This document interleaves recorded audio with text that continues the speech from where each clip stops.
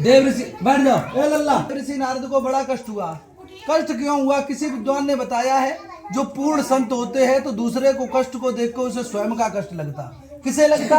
जो संत होता है। और संत किसे कहते हैं? संत ऐसा नहीं भैया, चुप हो जाओ, चुप कर दो ना बच्चे। किसी विद्वान ने बताया संत ऐसा नहीं लंबा तिलक लगा लिया, लंबी माला डाल लिया, चला कुर्ता पहन लिया तो संत बन गई। जिसकी आत्मा कोमल मक्खन की तरह है, दूसरे के कष्ट को अपना कष्ट समझे, उसे संत कहते हैं। चाहे गृहस्थ हो चाहे गृहस्थ हो, चाहे मतलब ब्रह्मचारी आश्रम में हो चाहे गृहस्थ आश्रम में हो, जिसकी आत्मा शुद्ध है और भगवान का चिंतन करता है तो उसे संत कहते हैं। तो गोस्वामी बताया है देव ऋषि नारद को बड़ा कष्ट हुआ। और बताया है गोस्वामी तुलसीदास ने रामचरितमानस में लिखा है, प्रथम भक्ति संतन कर संगा और दूजी भक्ति ममरत कथा प्रसंगा। पहले प्रकार की भक्ति संतों की सेवा करना, संतों को भोजन कराना। दूसरे प्रकार की भक्ति कथा भागवत सुनना। लेकिन वही गोस्वामी तुलसीदास रामचरितमानस में लिख रहे हैं, परहित सरस धर्म नहीं भाई और पर पीड़ा सम नहीं अदमाई। दूसरों की आत्मा को कष्ट देना, इससे बढ़कर दुनिया में कोई पाप नहीं है। आप सुबह से मंदिर में बैठ गए, भगवान कभी ये नहीं कहता हमारी पूजा पाठ करते रहो। भगवान ये कहता है आप सुबह जगह 15 सेकंड हथेलियां रख लें, क्योंकि हमारा शरीर का संतुलन खून वहीं पर जाम हो जाता है। फिर एक मंत्र आता, मंत्र जाने तो मंत्र को बोल दे, नहीं जानते देवी देवता को मानते, नहीं किसी को जानते, अपने गुरु अपने माता पिता का ध्यान कर लें। करारगे बसते लक्ष्मी कर मध्य सरस्वती कर मूले तू गोविंदा प्रभावते कर दर्शनम नमामि। पृथ्वी माँ के पैर छूने चाहिए, क्यों? पृथ्वी माँ हमारी माँ है। सुमंदर स्ते पर्वत स्थल मंडले विष्णु पत्नी नवस्तभ्य बाद समामय। बताया अपने माता पिता के सुबह पैर छूने चाहिए। जो बहनें हैं अपने माता पिता से दोनों हाथ जोड़ के राधे राधे बोले। गोस्वामी तुलसीदास ने बताया प्रातः काल उठ रघुनाथा माता पिता गुरु नाम है माथा। माता पिता के जिस घर में देखो सबसे बड़े अपने गुरु हैं माता पिता। आप किसी मंदिर मस्जिद गुरुद्वारे में नहीं जाए, गंगा जी नहाने नहीं जाए, माता पिता की सेवा जरूर करनी चाहिए।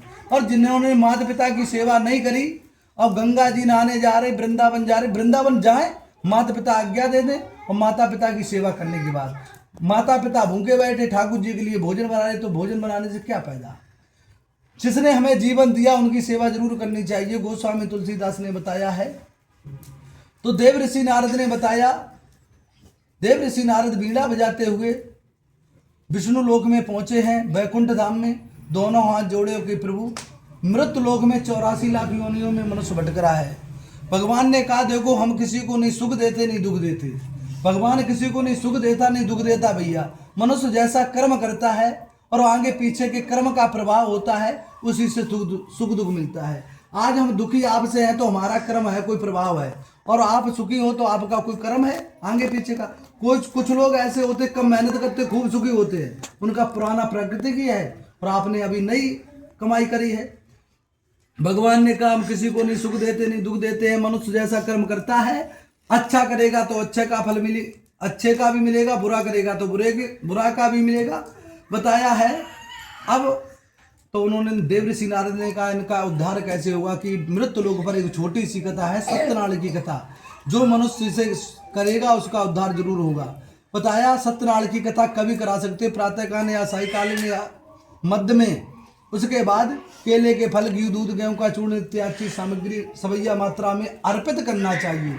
सत्यनारायण कथा करने के बाद ब्राह्मण को दक्षिणा देनी चाहिए, भोजन कराना चाहिए, तदपंतर सबको भोजन कराने के या प्रसाद। कथा कई प्रकार की होती सत्यनारायण की भैया।